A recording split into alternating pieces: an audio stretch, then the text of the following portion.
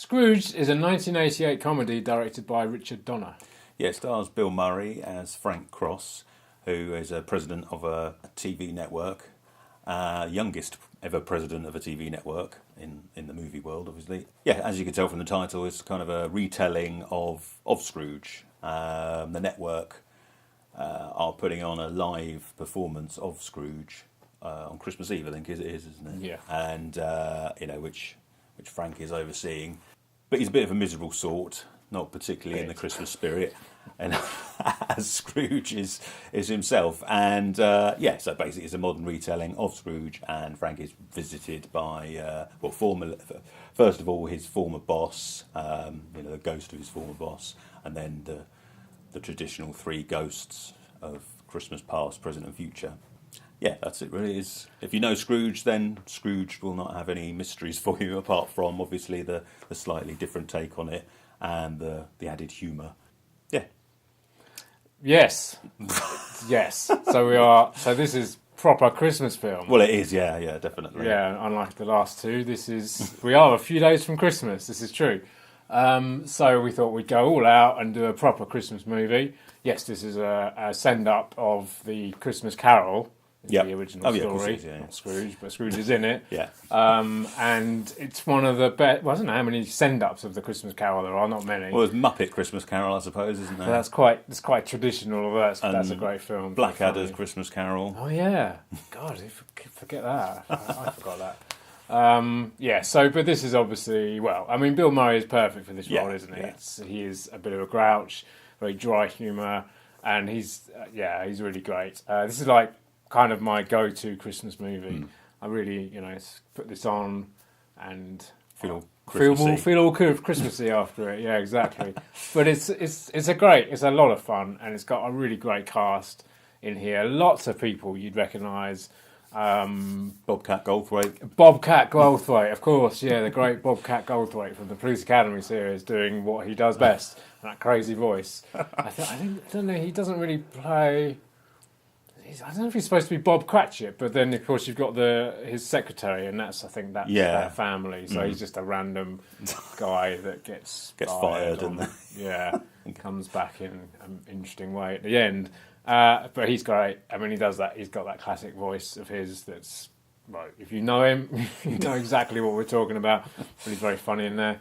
Who else? We've got Robert Mitchum. Great Robert Mitchum. He's in there. He plays his boss. And what's we got in there? Karen Allen.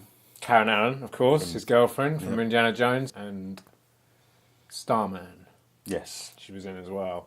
She's in there. Carol Kane, who we did the other day, Princess Bride. She was in that, wasn't she? Oh yeah. She plays she's one of the ghosts. Yeah, the middle one, ghost of the present. And we've got some other people in there. Michael J. Pollard. You know that? The name rings the bell, but he's one of the homeless guys. The little guy. Oh yeah. You'd recognise him. He's tons of films in the 70s. Crazy little guy. Just can't think of. And you got I've forgotten her name, but she's in the Goonies. And Throw Mama from the Train. Oh yes, Anne Ramsey. That's it. Yeah, but in fact, I think there's a scene with the three of them: Michael J. Pollard, Anne Ramsey, and another guy, and I think that guy is her husband. Oh right. Because I looked in the credits. In real life.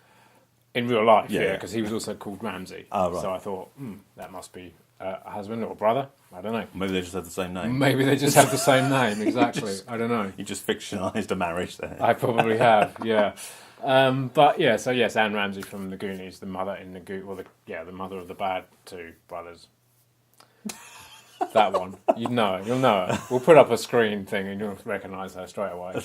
But it's got a great cut. Miles Davis as well, the jazz guy. He's in there. Some musicians in there. He's in there too. So it's one of those films. It's got obviously a lot of guest roles in there, but it's very funny. Bill Murray kind of at his best. I think this was his first starring role since Ghostbusters, which is obviously 4 years before that. Apparently he moved to somewhere in Europe for a year and was considering giving up acting altogether. Don't know why. He's a legend. But then he comes and does this. But I did read that apparently he didn't get on very well with Richard Donner, who made it. Oh, right. So, of course, Richard Donner, he made the Goonies, didn't he? He did, that's right, yeah. Hence that link. Superman, and some great films. Lethal Weapon series. Lethal Weapon. And also, there's a recognisable face from many Richard Donner films. Stephen Cahan? Cahan. Don't know. Cahoon. Maybe. As soon as you see, if you've ever seen Lethal Weapon movies, you'll recognise him as the captain in those, and he's in Maverick, and he crops up in lots of Donner movies. I don't know. Who is he playing this? He's right at the end. He's one of the guys in the booth, in like the control booth. So he's only in it very briefly, but he's very often in Richard Donner movies. It's also got, and this happens again in quite a few Bill Murray films, it's got a lot of his brothers in. Was it? Yeah, so Brian Doyle Murray plays his father, so when he goes back in the past and sees himself as a child, the father is played by his brother Brian Doyle Murray, who also turns up in Groundhog Day with him. Yeah, he does, yeah. And then there's Joel Murray, and I think Joel Murray plays his brother in it. So there's the scene with his brother and other family members. And then I think there's another brother, but I'm not sure who he plays. I think the other brother is in that party scene. Oh, right. So one brother plays his brother and one brother plays a friend of the brother. How confusing. I can't remember his name, though. But so there's four Murray siblings are all in there as well. And Brian Doyle Murray is obviously the other most famous of the four of them, I think. But yeah, I mean, so it's got a great cast. I mean, it's one of these films that if you haven't seen it, what have you been doing? What have you been doing? Because it's really funny. It's got some cracking jokes in, some cracking visual gags in. I mean, obviously, Bill Murray is great with both the dry humour and the visual stuff, and it's got one of the best pratfalls ever. When he's in the restaurant, he sees the guy on fire, and he runs over and he chucks this water over him, and then he turns to leave, and he just falls over on his arse, and it's so funny, and you get the feeling that. Was it staged? Was it not staged? It doesn't look intentional. It doesn't look intentional, no. And it's just hilarious. Because he says the line, he says, "Oh, sorry, I thought you were Richard Pryor," which apparently alludes to an incident in Richard Pryor's life where he was speedballing cocaine and set himself alight and ran out down the streets of LA naked, as they did in the 80s. So it's full of. I think it's full of those kind of probably in jokes. That's quite an in Hollywood joke. That's quite an in Hollywood joke. That one, yeah. That a lot of kids watching Scrooge have no idea what he's talking about. But it's a lot of fun. This film, and I think it still holds up today. It's it still made me laugh a lot. I mean, I think it's also another one of those 80s films that kind of has a bit of a poke at corporate America. The obsession with money, with making money, and at any cost. I mean, at the start, we see he's having a meeting, and they're showing the trailer for this live show, and he just thinks it's a load of rubbish and it's really boring, and he puts one on that he's made, and he basically says that you want people to be scared of missing this thing, and it's basically this apocalyptic trailer, which doesn't really have anything to do with Christmas or Scrooge. No. And then the next day, after they run this advert, some old lady has a heart attack after she's watched it. And he thinks that's great for ratings. Yes, we can't buy this sort of publicity. So yeah, it's definitely a comment on that. Along with films like RoboCop and stuff like that just really poke fun at corporate America. Yeah, exactly. And then I mean there's a joke in there when he goes. I think it's when he goes into the present time. He ends up in a basement or underneath like underneath a walkway, and he's like it's all dark and icy and snowy and stuff. And he says, "Where am I? Trump Tower?"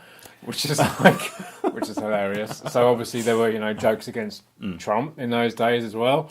I mean, it's all that going on that obviously was going on in America in the 80s. It's very funny. I think it's a good take on the Christmas Carol. It's totally the Christmas Carol story, with all these added, jokes and modern jokes in there and stuff. But they do follow the story correctly. Yeah. If you know the story of Christmas Carol, it's all in there, all the characters and everything.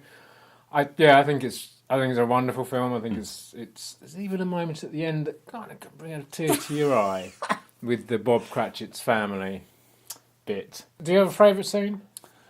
Oh God! I love all the stuff with the Ghost of Christmas Present. Carol Kane. Yeah, because she just beats him up, basically. She does. She's quite violent to him. Apparently she wasn't happy about doing. And the bit where she grabs his lip, pulls on his lip. Apparently she pulled so hard they had to stop filming for a couple of days, which is pretty mental. But she wasn't too keen on hurting him. Oh, right. So there's like two favourite moments in there. There's the falling out, the pratfall in the restaurant I like. But I like the stuff with the Ghost of Christmas Past, especially when he kind of first goes into his childhood house, and there's the great joke where the ghost goes through the door and he walks into the door. Yeah. That's very funny. But also, I should forget to mention, because obviously Frank Cross is a bit of a not very nice person, Scrooge basically, and his name's Cross, and there's a very funny quote at the beginning of the film when you see inside his office, and on the wall of the side of his office it says Cross, a thing they nail people to. Always makes me laugh, that one.